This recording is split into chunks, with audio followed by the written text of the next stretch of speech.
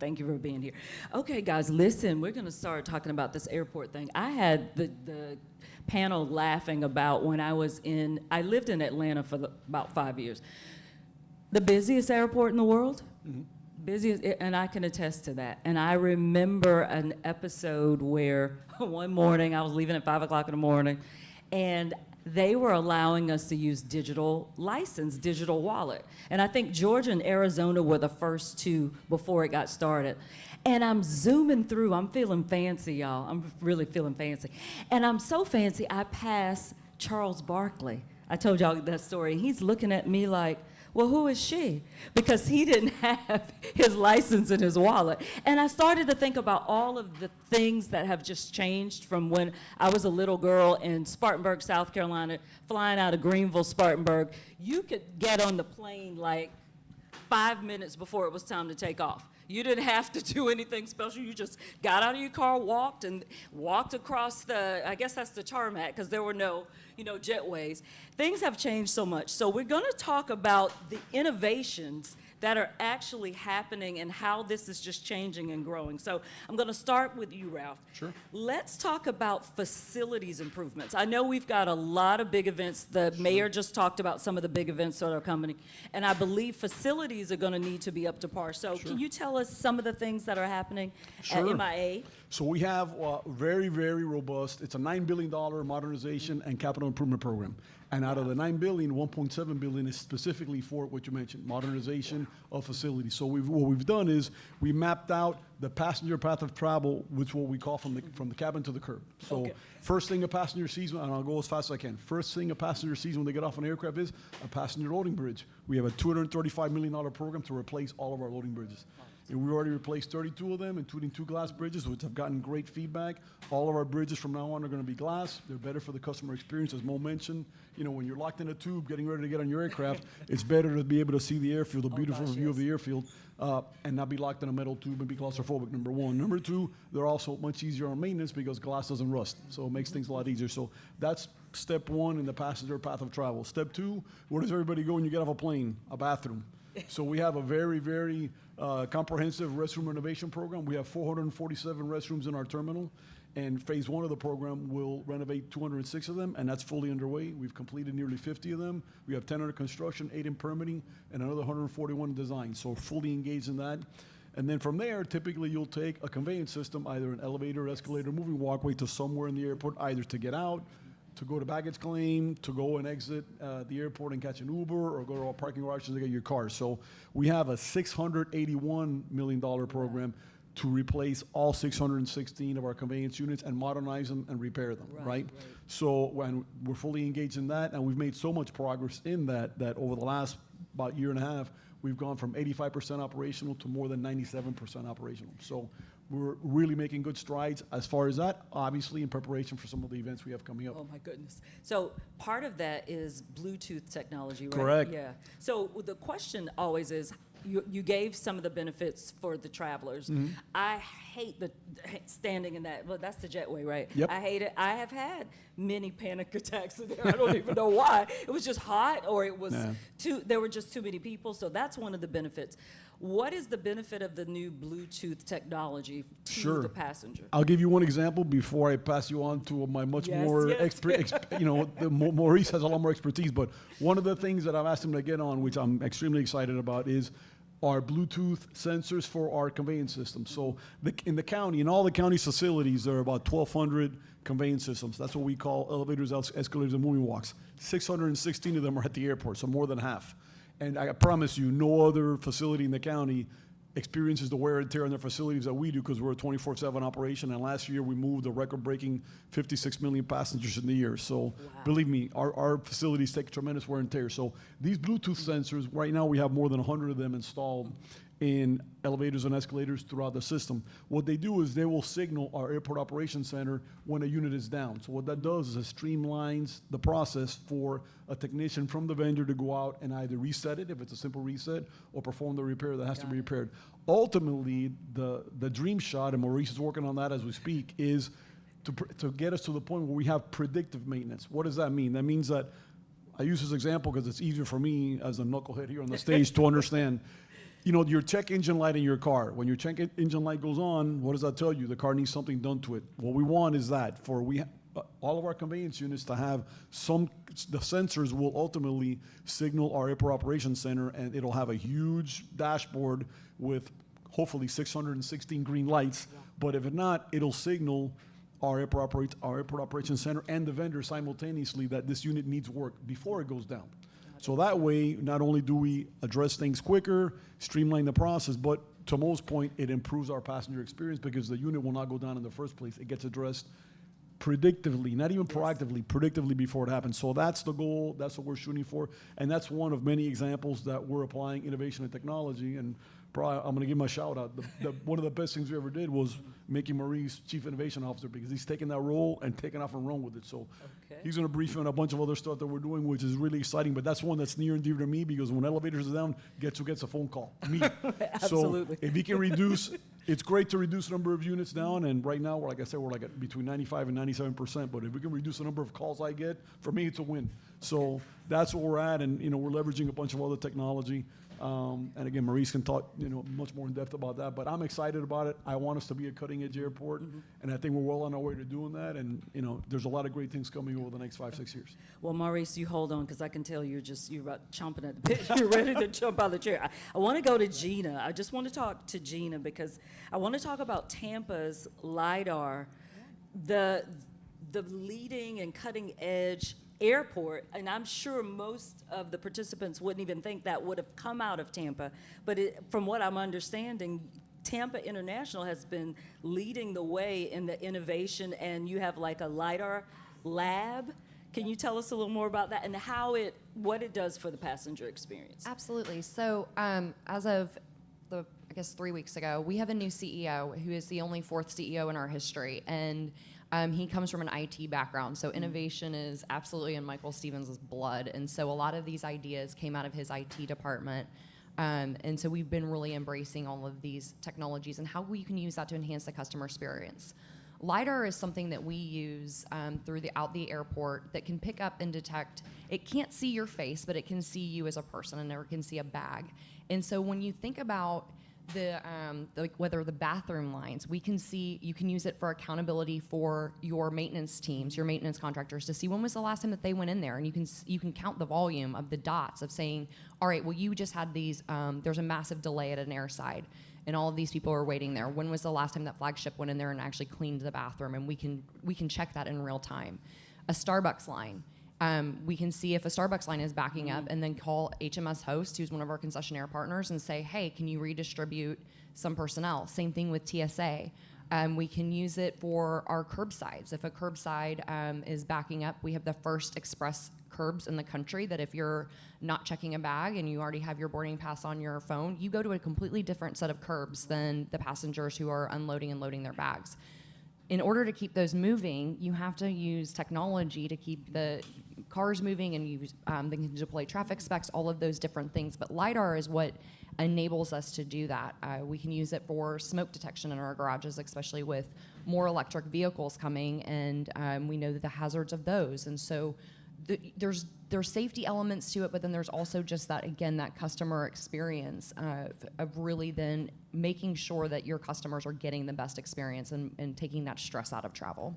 And here I was thinking that the P.F. Chang's was the best thing about the Tampa International Well, and Airport. Phoebe, don't forget the flamingo. She's the best.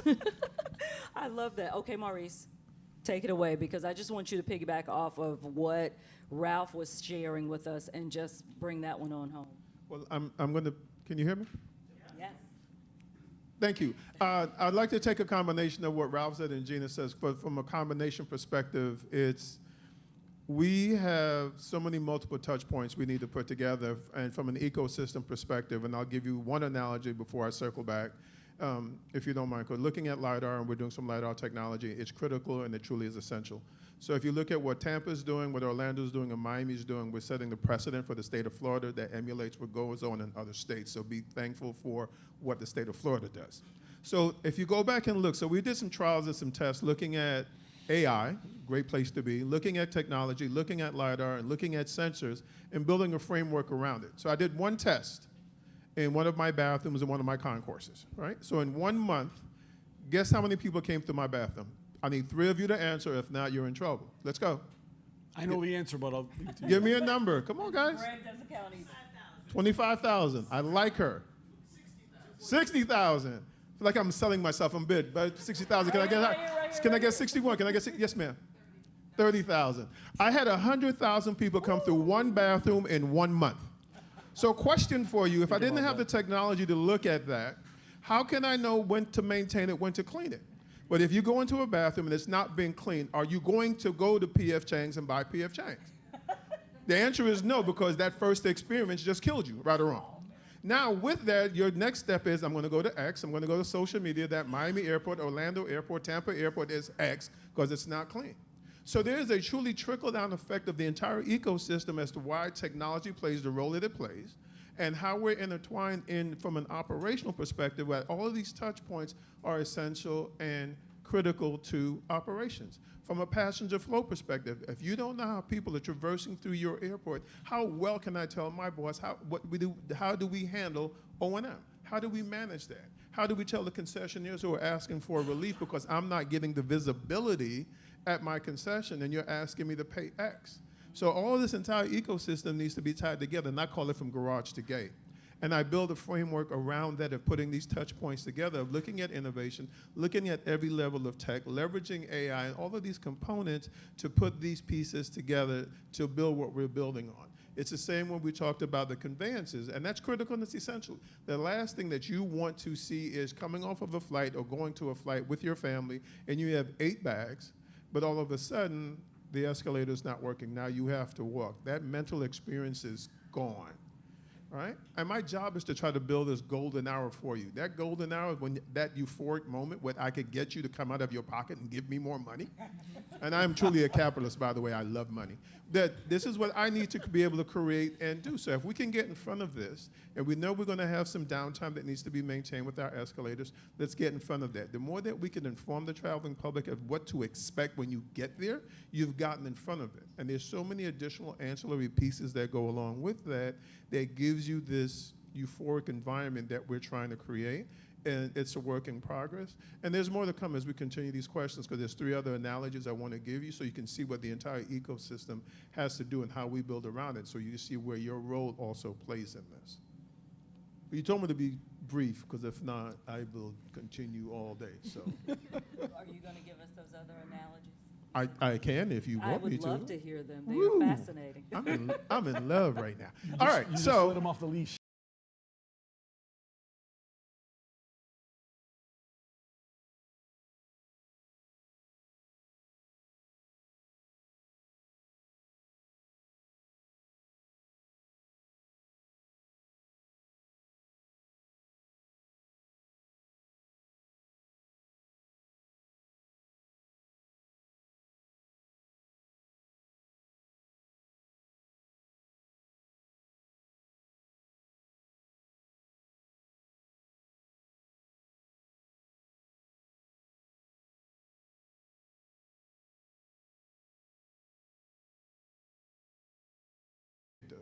the last thing that you want to do coming in from a 10-hour flight from London and all of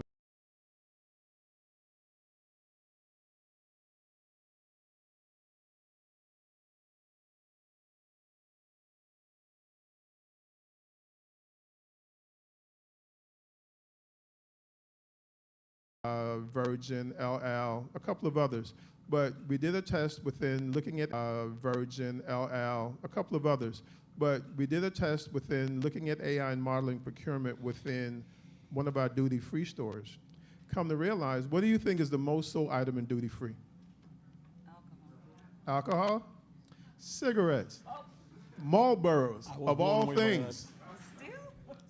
I was shocked by that Shocked. stat when I found out. But the data doesn't lie. People lie, but the data doesn't lie. Now, what country bought the most?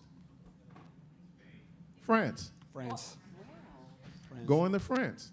Didn't realize that. What credit card is used the most? MasterCard. So now when we go to marketing and advertising, MasterCard, guess what? We need you to put more billboards up. I need more of your money, MasterCard. Right? So all of these things that we don't look at. And by the way, the most sold alcohol is Macallan 12. So when you realize that, if you're a concession or you're running a business, now you get an opportunity to understand what your consumers are looking for so you can prepare and do those things for your consumer. Not having this data, not realizing that you're just going stab in the dark. Yes, I have a captive audience, I'm an airport, I'm making money. That's not how we operate as an airport. We need to look at the 56 million passengers that come through the airport. How can we create a brand for them so we can ensure that we have that level of loyalty? Right? So leveraging data, looking at innovation and innovative concepts, I want to give you that whole garage to gate initiative. And when we get to autonomous vehicles, I got some other stories for you. Yeah, you got one, Ralph. Yeah, I told, but hey. You got a good one. So let's move on to our next topic, which is biometrics and data. I want to start with you, Gina. Yeah. I want you to explain EPP Yeah. and how that helps international travelers. I feel like it's a benefit to international travelers. We're going to get to FIFA, guys. I know everybody wants to hear that. The FIFA question is coming, but this would be helpful for that. So Yeah. explain EPP. So enhanced passenger processing. So we, at Tampa International Airport, we are under construction for a $1.5 billion new terminal. We have to move our international as well as moving some domestic. Our international facility is completely maxed out at both time channels, European and South American right now. So when you think about that, again, that passenger experience, long lines in your international facilities is not a good way to start a trip to the United States. So we're leveraging technology, and one of the things is enhanced passenger processing. And it's EPP for short, and basically it is for US citizens who do not have global entry. And it's an iPad on a stick, but it's set further back so that as you're approaching it, it takes your picture. And by the time you get to the customs agents, they know who you are and they say they can clear you, or if you need to be moved into a different line for secondary screening. The Charlotte airport rolled it out 2 months ago, and the efficiencies were so great that they actually are able to add another flight in during that time channel, the European time channel. So when you start thinking about maximizing your existing facilities for us to get to 2028, that is one example. The other piece that we are really pushing out is global mobile. How many of you have global entry? How many of you downloaded the global entry app on your phone? I think I did. The rest of you need to do it. You no longer have to stop at the kiosk, and the kiosk is our biggest choke point in our FIS. Like, that is the global entry kiosk is the longest line. So you download this app, you're on the plane, you take, and we're all growing. Florida has a high-class problem of being very fast growing, and we're the only state with 4 large hub airports: Miami, Orlando, us, and Fort Lauderdale. And so when you look at those flights and you look at that capacity, you've got to start leveraging technology in order to move these passengers more efficiently. So we are very excited to launch EPP in May, and we will hopefully get some beneficiaries out of that on that European time channel specifically to get passengers through that FIS more efficiently to get us to 2028. That's some good news, especially for what we're going to be talking about. So Ralph, with the biometrics and the data, and when I think about the biometrics, I think about like 007 movies, you know, this facial recognition. And I'm excited because I'm from the Jetsons era. I thought we'd be flying already, but we're not quite flying, but we're getting close with that kind of thing. But that begs the question of privacy and security.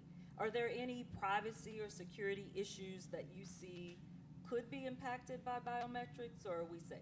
You think Yeah. me? Well, I mean, for biometric boarding, I think you can opt out if you want to. Okay. But I mean, it's Who a would very want to? who would want to? It's a very secure system. We have a biometric boarding program, which Mo is implementing, which we should have done by the end of the year. I think the remaining gates we have left are in our North Terminal, where American flies out of.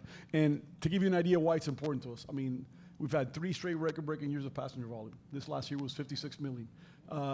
You know, in order to move that amount of people, if you can save, let's say, a minute, 30 seconds to a minute off each passenger, multiply that by 56 million, it's an exponential improvement. So biometric boarding, anybody that's experienced it, it's similar to when you use global entry coming in.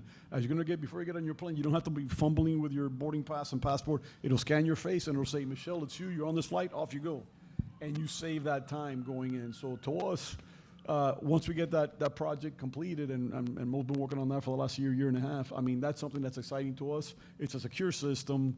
It's fully vetted, et cetera. So, I mean, people will be crazy not to use it, and I would highly encourage for people to use the system when it's up and running. So, I mean, we already have it up and running at about 74 to 80 of our gates. We're finishing up the last gates in North Terminal. But again, it's the wave of the future. And paper and passports and fumbling with that, that's going to go the way of, like you said, you know, the Flintstones. You know, we have to kind of move into the Star Wars era. So that's what this is. I mean, it puts us in a position where, I said at the beginning, we want to be cutting edge. And our growth continues. This year, we're about less than 0.25% off last year's numbers. So we're like flat. I mean, we fully expect to finish the year with a fourth straight record-breaking year. So, and by 2040, we're supposed to be at 77 million passengers. So, like Mo said, it's not going to go away. We need to plan for it, which is why we're leveraging technology, because it's important. So, Maurice, what specific impacts are you seeing as it relates to benefit the traveler? Oh, there we go. Are we back? Oh, We are back. All right, here we You go. know, I got a big mouth, guys. Ladies and so I gentlemen, really boys, did not need that. we have returned. A couple of things, and I think from an understanding perspective, and I was sitting with my CEO the other day when we were talking about just looking at adoption and buy-in, right? Because there's this level of reluctancy that comes along with it at times. So I'll digress before I come back and answer the question. How many of you have Amazon and Amazon Prime? 99.9% of you. And those that you didn't raise your hand, you're probably lying to me. So look at it this way. If you have your social security number, and I'd love to have it, your home address, your credit card, and all of that is sitting with Amazon right now, right? But you won't give me your biometric credentials so I can safely and efficiently traverse you through my airport. It makes absolutely no sense whatsoever. So from an adoption perspective, it's low because we're trying to understand it. From those of you millennials who weren't born before 1970, when the ATM debit card came out, I still saw people going into the bank to get $20 because they refused to go to the ATM. The adoption was slow. So our fiduciary responsibility, and that's where Greg and Andrea come into play, socializing this to be able to increase the level of adoption so we can move forward. So the challenge comes into play now. Biometrics is here. I think it's here to stay. Reason being is we cannot continue conducting business today like we did in 1967 or 1970 or 1980 for that matter. You're still carrying a passport. You're still carrying a boarding pass, and you still need to show an ID. If I can encapsulate your biometric and use that to traverse through the airport, then why not? So my long-term vision for biometrics at the airport is not just for international departures, would be also for domestic departures. Right. We want to run a trial. We got together with one carrier, and it worked well. So long-term, I should be able to use my biometric for domestic departures, accessing lounges, maybe doing purchases in some of our restaurants and some of the clubs, create a longer-term strategic vision rather than having technology be a one-off. It should be something you can drop into the ecosystem and make it part of your everyday life. And if we could do that effectively and efficiently, we get to be transformative. I'm going back to that large number again. People want that experience. And if you could control your destiny and control your journey, it creates that satisfied passenger, right? So putting all of those incremental pieces together is what my long-term strategic goal is going to be, and making that happen. It's the same thing we talked about with Customs and Border Protection. We got together with them and said, well, where are some of your choke points? Additional technology. Well, there are times that if I have to take you to secondary, and by the way, if you get called to secondary, you may be in a lot of trouble. But you lose a customs officer when you do that. Right. So we found a robotic solution. We want to trial with customs. If you got to go somewhere, drop the credentials into the robot and let that robot take the individual to customs. I like that. There you go. That's why my boss pays me $8.95 an hour and no tips. So we have the ability to do some of those things and create this framework, right? We have to be able to think outside the box. And the other item, if you look up the Detroit model for parallel reality, we thought about doing something like that in customs as well. If you know I'm going to go to secondary, I should be able to see just my name on the screen, Maurice Jenkins, follow the green line. Don't go into the white line and wait there for an hour to get pulled out, right? So you can actually, there's a human touch piece that comes along with this as well. We want to create that with a total ecosystem. So that's our drive. That's what I'm working on. I think part of that too, and I completely agree with everything that Maurice said, is I said this earlier this year, is that Americans, we use our face to open our phone. Right. We give all of this data to Meta and to the Chinese government through TikTok, but we don't trust our own Our own government with security system biometrics. yeah. And this is why America is falling behind, quite frankly, on innovation. When you go to Europe and you go to other airports, they've implemented all of this. Yeah. It is this false sense of privacy that we have in this country. But we're willing to, again, like, give all of this information to Amazon. We're willing to give all of this information to Meta, and we're willing to give all of this information to Apple.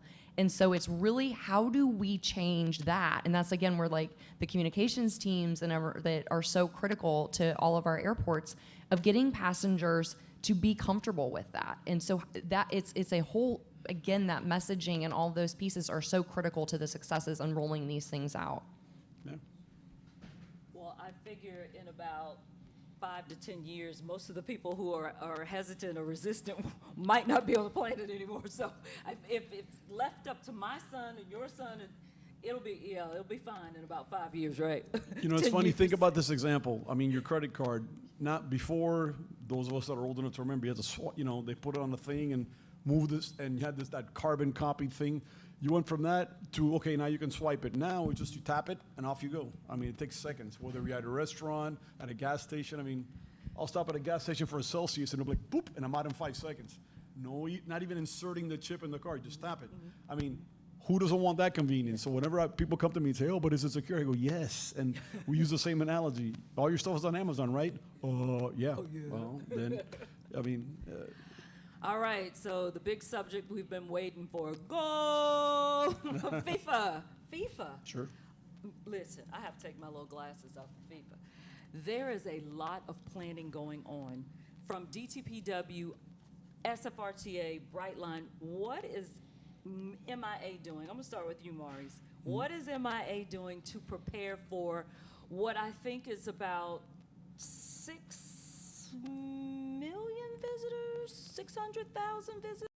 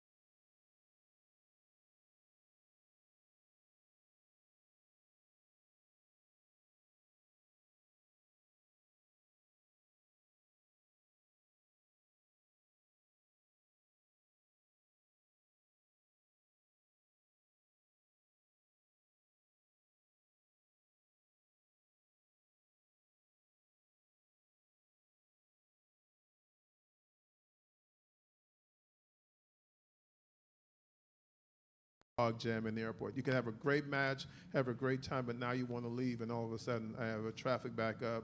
It's an hour in line to check in. All of these things that we want to avoid, because don't forget, your experience ends when you get on that aircraft to leave. Create this environment for you to come in. So we're going to create that infrastructure, create the technology to give you those additional ancillary services so you can actually have that ability and have that comfort and feel as you prepare to leave the airport and as you're in the surrounding catchment area of the airport. So my chart, it's the stuff that you don't see, is what we're working on. So I spoke to one of my colleagues in Doha the other day as to what they did there. And I'm kind of emulating, taking some of their touch points and some of the takeaways to ensure that we don't fall into any situation of being able to ensure that that experience for you coming as well as going is attainable. But looking at the numbers and looking at the footprint of Miami, and as the mayor said this morning, traffic, is how do we balance all of that, right? While traffic is not great, but it's also good, it's a necessary evil, but what's a tolerable level? So we have to find a way to ensure that we have that level of tolerance within the airport space as well.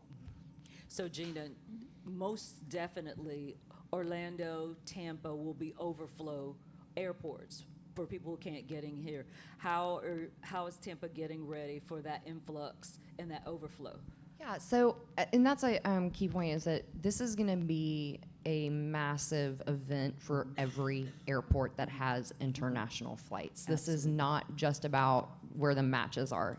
This is about where people want to go and where the capacity is. And so we're looking at it, we're working with customs, but then also the TSA side, because obviously then these people have to move around, and people are not just gonna come to Miami. If they're flying into Miami, they're not necessarily just staying in Miami for matches. They're gonna go to Kansas City, they're gonna go to the other host cities. And so when you think about how people are moving through the system, it is starting now with those conversations with CBP and TSA and all of the partners that have to help us move these things along, and bringing the concessionaires along, and bringing rental car companies. Everybody has a seat at the table for that conversation, because you have to be prepared from a staffing perspective. Obviously, we're all international airports that have multilingual staff, but making sure that you have those people in the right place at the right time for those flights, more so than you normally do, that you're gonna have to have that on some more of your domestic side, because as you're moving the people through the system, it's not just the international flights that are going to have international travelers. And that's something for us, we're not a hub like Miami. So for us, it's a little bit of a mind shift from us, from going to just being an origin and destination market to we will be a mini hub during that period. And so what does that look like? And working with our marketing team and our communications team, and like as Maurice said, it's really a lot of stuff behind the scenes to make sure that everything goes off without a hitch when you're literally the whole entire world is looking at you. Yeah. Ralph, anything you want to add about FIFA? Sure. So you mentioned the 700,000 to 800,000 people we're expecting, and that's the number we've gotten from FIFA. So we're expecting about that amount during a 2-week period when the games are going to be going on. So, I mean, we have a good amount of experience moving a lot of people. For example, I mean, this past Thanksgiving, we had 1.9 million more passengers than we had the previous Thanksgiving during a much more compressed period of time, about 8 days, which is our Thanksgiving period. During the Christmas holidays, we had 3.1 million passengers more than we had the previous year during the very compressed 8 or 9 day Christmas holiday period. So, handling 700,000 to 800,000 people during a 2-week period, we're fairly confident we can do it, but to Mo's point, obviously on the technology side, we have to be ready. We've also been fully engaged with the FIFA folks. We have weekly meetings. Our team meets weekly with the FIFA folks. And as a matter of fact, we hosted last month a workshop for different airports, different host airports from around the country. And we got great recognition from the FIFA folks for us for the level of preparation that we have. So one of the things we're looking at as an example, besides technology, we're working with CBP for them to establish a dedicated lane for incoming, FIFA passengers, dignitaries, things like that. And then our terminal operations folks are going to have more of a presence out in the terminal. We have additional staff to guide people to those lanes so they can go ahead and get through quicker. Those are some of the things we're doing. And again, I mean, we've done Super Bowls. I mean, every year we have, for example, we had a Super Bowl several years ago. Formula One, which is this weekend. Formula One draws several million people. Forget about 700,000-800,000 during a weekend. Art Basel draws a huge number of people during a weekend. Like I said, Christmas and Thanksgiving holidays. So, I think we're good on the operational side, and between that and the technology piece that Mo's working on, I think we're in pretty good shape. And again, we've been fully engaged with FIFA since last year. So it's been probably now about 70 months that we've been in weekly meetings with them. We have monthly catch-ups, the workshop we just did. So by June 26th, I think we'll be ready to go. And then obviously airports like Tampa and Fort Lauderdale that take on some of that traffic will help as well. So I was having that discussion with some people, just reminding them that we've done so many Super Bowls. We've done Basel, goodness. It's amazing how many people come, and spring break also. Yes. We get a huge amount of traffic during spring break. We're used to it. Okay. Yeah. So let's tie this up and wrap it up with just asking, what can we be looking for in the next 5 years, Mo? What is innovation? What does MIA look like? What does aviation look like, in your opinion, in the next 5 years? Okay. I'm calling you Mo now. I'm feeling very comfortable. It's like me You're my buddy and Mrs. Jones. We got a thing going on here. I am This is being recorded. He's a showman. I could never pull that off. I'm truly loving it. From an innovation perspective, and I like about this position is it doesn't have to be about tech. It's about transformation. It's about business processes. It's about changing your mindset and your way of thinking. And hopefully we've had the opportunity to do that today while we're on the stage. But as I'm looking at innovation and looking at tech, I have several things coming down the pike. As we're talking about World Cup, we've secured a product called Voice. It does and supports over 100 different languages. I can load it on your mobile phones. If I need to give you assistance, I can bring it up, whether it's sign language, the whole gamut. We want to be able to actually be able to communicate with you. We're looking at additional concepts because I'm speaking next week at the Passengers with Restricted Mobility event as well. Bear in mind, passengers with restricted mobility, whether it's visible or hidden, spend as much money as not more than a regular passenger or anyone else traversing through this environment, whether it's on a campus or in an airport. So working on technology to build around that space as well. Looking at giving you a comfort and feel in the airport. So Tampa's already beat me to it, but we're right behind them. We're actually going to build a signature scent for Miami. You heard it here first. When you walk into Miami, you're going to have a signature scent. At some point in time, one of my other visions would come through Miami, you're going to have a signature drink. We're going to come up with a concept. So our goal and the intent is you should never have to get off the plane and run to bag claim. Your bags are going to be there, right? But you need to have an experience that says, I want to go to Miami for a reason, and I can deal with a little bit of traffic because I know what my experience is going to be like. And these are our charges to build around that. So we take that into consideration, then we tie on the technology. We're going to do all the sensors. We're going to go ahead and enhance the experience and how you move through the airport. We're going to give you the garage experience in regards to from car washes to parking guidance to be able to do certain things and reservations within the garage. We're going to enhance our loyalty program. We want to create loyalty as we create the brand.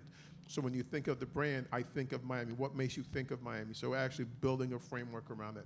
All these things need to happen because there's competition. You can go to a myriad of other airports, but we want to have the ways that if we're doing 56 million passengers, this $9 billion capital program that my CEO is responsible for is supposed to get us to 70 plus million passengers. And I think we're probably going to get there earlier than expected. Yep.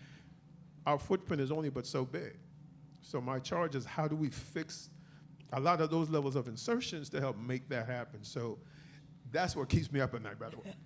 So there's a lot happening. There's more to follow, and it's going to be a great journey. It's going to be a great journey. Gina? So two things, advanced air mobility, so going to the Jetsons. We've been leaning very heavily on that, and our biggest choke point going forward, our biggest concern is moving people around the airport and getting people to the airport. We're surrounded by water. And so you can't build any more bridges. You can add some capacity to the road. So how do we move people more efficiently? And so we see advanced air mobility as really being a key part of that. And we were the first airport to actually incorporate that in our master planning process. So we have a dedicated site. We looked at it logically and are planning for that. Hopefully certification in 2027. The timing slipped a little bit, but we are really leaning into that. The other piece, and I've talked about EPP and CBP. CBP is going to have to change the way that they do business over the next 5 years. There's a retirement cliff that they are facing. And so this notion of what customs experience looks today cannot be what it looks like in the future because you don't have the staffing. And again, what Maurice was saying, completely agree with that. Innovation is more than technology. It's changing the way you do things. It's changing that part of it. So as we're building out this new international facility, I've encouraged our team, and we're keeping it as a blank box. Do not plan for anything in that international facility right now because we're hearing all these stories from other airports who've done it that are spending billions of dollars to correct the billions of dollars that they spent on facilities. And so what does that technology look like? Like I was saying today, it's the iPad on the stick, but going forward, it's not going to be the iPad on the stick. It's going to be a bunch of cameras that are, as you're walking through the hall, taking your picture, and you don't stop, you don't interact with that customs officer. And that is coming in the next 3 to 4 years. So when you start thinking about these things, we're right there. It's very close to, and again, that retirement cliff is going to have to force CBP to adapt to some of this new technology and new way of thinking. Okay, Ralph, close it out. Sure. So, I'm an engineering and construction guy. That's kind of where I get my juice. I love seeing stuff come out of the ground and cranes in the air and stuff being built. So, as Mo mentioned, and we have the $9 billion program. We already talked about the $1.7 billion of it, which is modernization and the passenger touch points. But the remaining $7.5 billion is for capital development and really big projects they're gonna expand our terminals, modernize our terminals. So I'll go over just five of the really big projects really quickly that we're excited about. We have our brand new South Terminal expansion, first expansion in the last 15 years at our airport. Wow. It's a $700+ million project. We're going to be breaking ground on that now in June. It's a design build project. It's going to add 6 domestic narrow body gates, 3 of which sometime in the future will become international capable. It's going to include like 23,000 square feet of concession space, 13,000 square feet of lounge space, all kinds of great amenities. So we're getting ready to break ground on that. That's going to be completed in 2029. We have our central terminal, which is our oldest terminal. It's like 78 years old. It's divided up into 2 phases. Phase 1 is already under design. Phase 2, we're going to take the design contract to our board now in May to be awarded and hope to start design in June. That project is not only going to modernize all of the interiors of Central Terminal, our oldest terminal, but it will also add additional concession spaces, and it'll renovate not only the interiors, but the entire exterior facade of our airport as you come up the upper drive for departures, which is just going to make it gorgeous.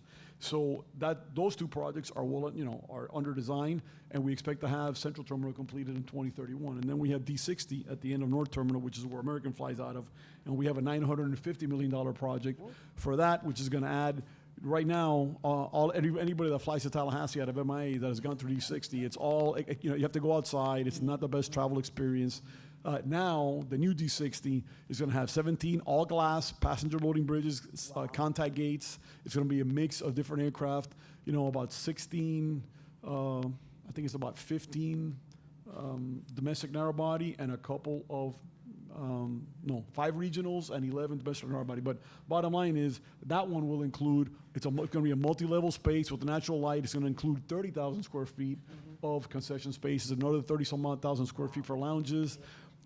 Really state-of-the-art, all glass, natural light, beautiful, and it's going to really enhance that passenger experience. So you're going to have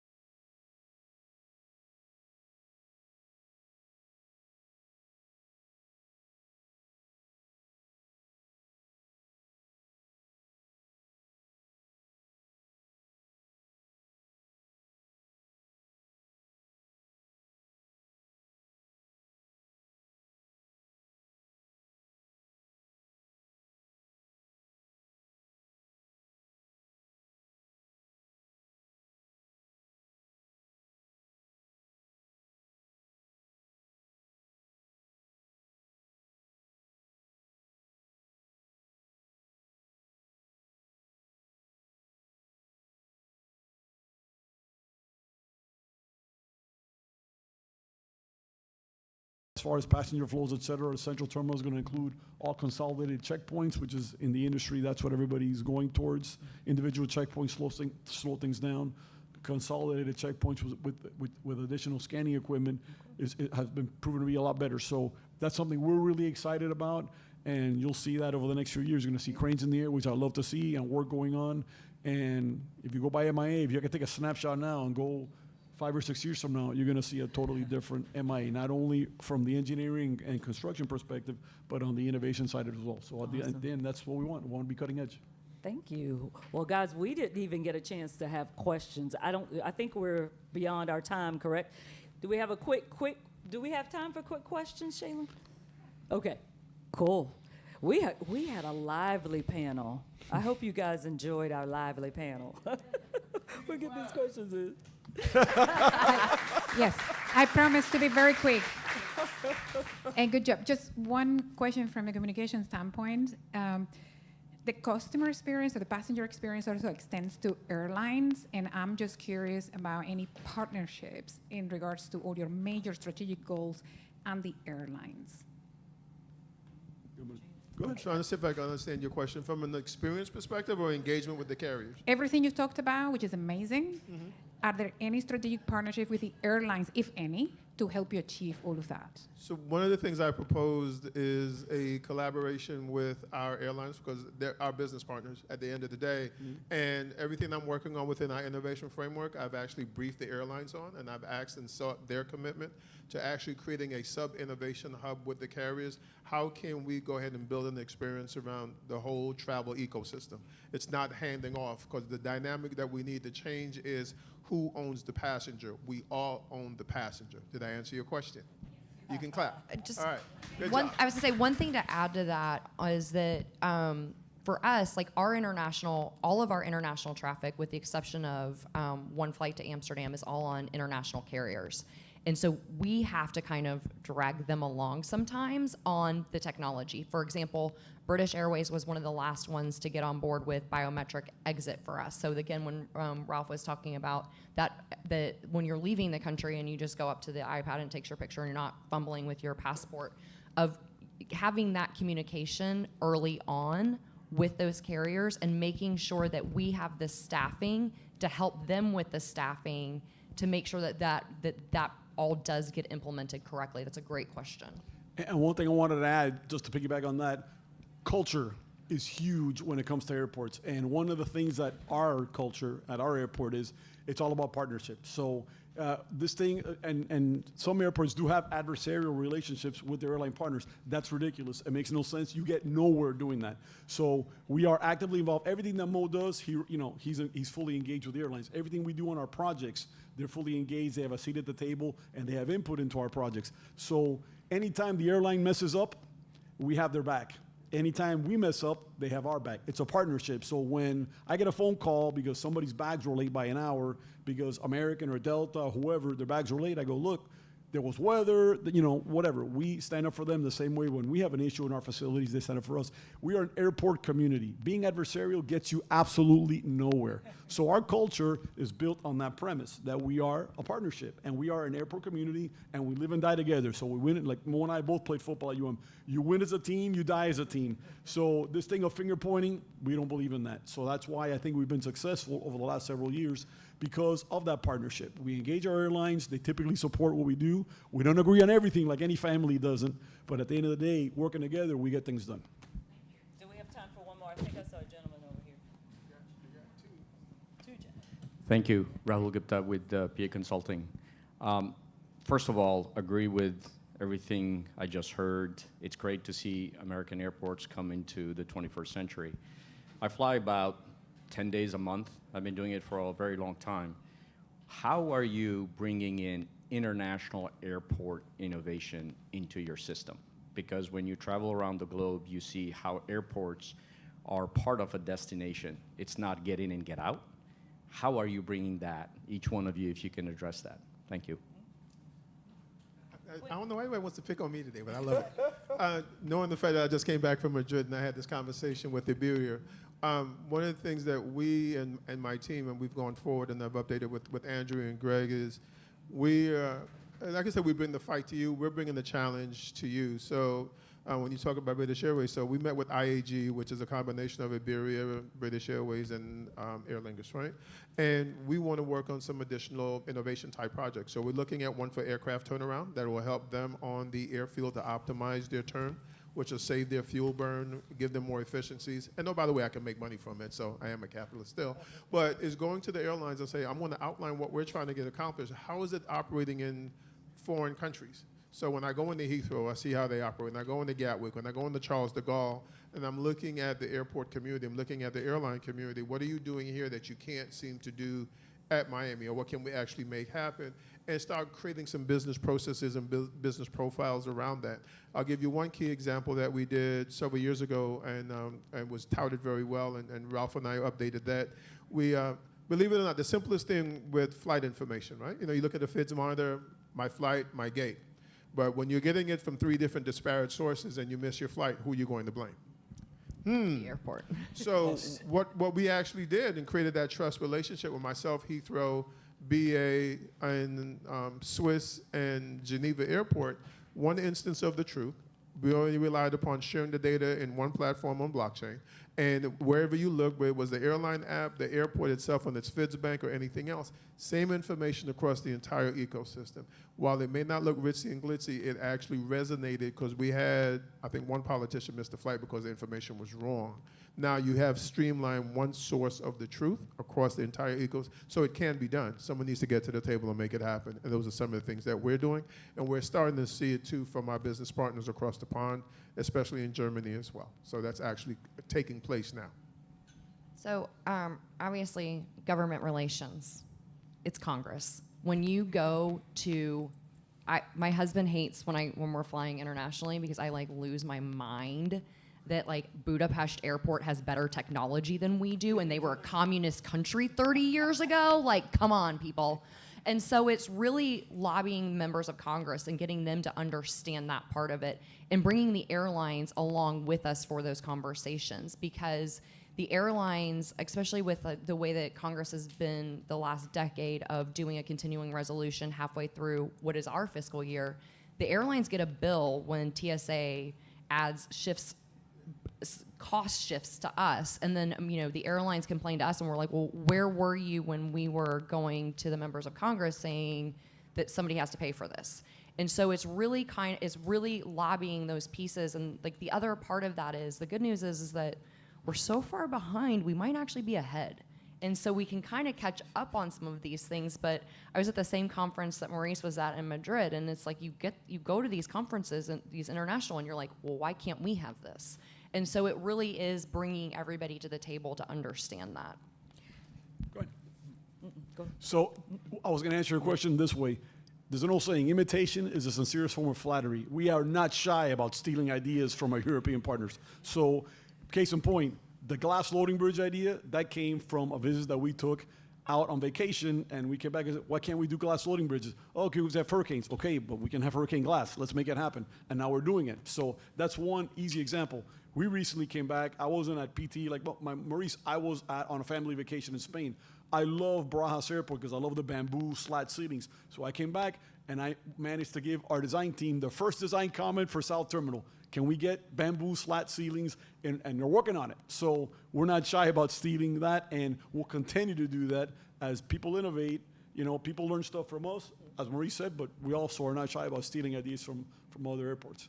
We stole glass boarding bridges from Miami. They're going to be part of Airside D. So we also are shameless stealing of information and ideas. And no ticket counters. I am not a fan of ticket counters. You don't need ticket counters. It eats up your space. It creates a better framework. If I can give you the technology and the infrastructure, then why do you need a ticket? It separates us from them. If you're trying to create that synergy and that comfort and feel, what I'm looking to create as we do this next concourse is that better level of engagement and giving the technology in the palm of the hands of the agent, and then they can engage with the passenger, but you don't need a ticket counter.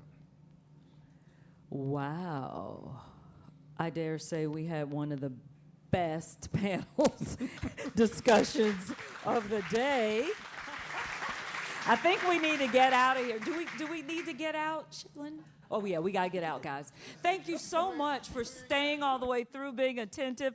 Thank you to our panelists, Ralph Cutie, Director, CEO, MIA, Gina Du from Tampa, and Mr. Mo, Maurice Jenkins. Oh, my God, my neighbors say that of Mr. Mo. Somebody else called me that.